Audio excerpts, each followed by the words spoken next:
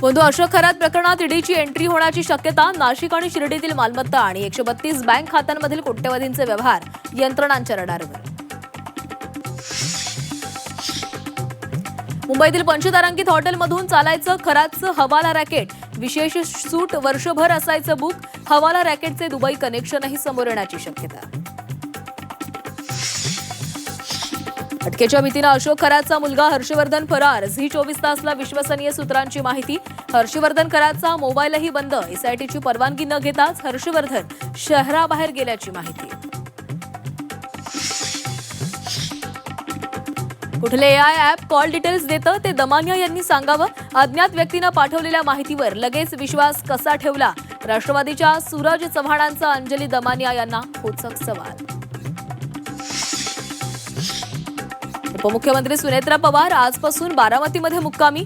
उद्या पोटनिवडणुकीसाठी उमेदवारी अर्ज दाखल करणार. तर आज संध्याकाळी जय पवारांचा बारामतीमध्ये युवक मेळावा.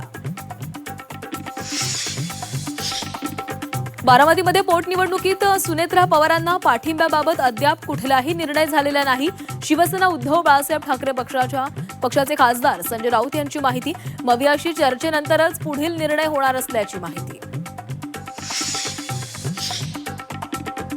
बारामती पोटनिवडणुकीमध्ये उमेदवार न देण्याची काँग्रेसकडे मागणी करणार. राष्ट्रवादीचे प्रदेशाध्यक्ष सुनील तटकरेंची प्रतिक्रिया.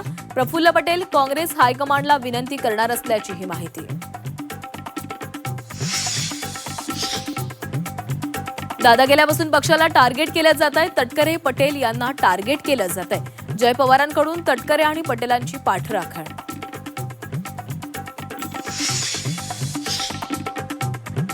उद्योगमंत्री उदय सामंतांनी सिल्व्हर ओकवर घेतली शरद पवारांची भेट. दोन्ही नेत्यांमध्ये अनेक मुद्द्यांवर चर्चा. पोटनिवडणूक बिनविरोध व्हावी एकनाथ शिंदेंची भूमिका असल्याची सामंतांची माहिती. खासदार संजय राऊत शरद पवारांची भेट घेणार. दुपारी 1 वाजता सिल्व्हर ओकवर राऊत पवारांना भेटणार. भेटीदरम्यान बारामती पोटनिवडणुकीबाबत चर्चा होणार.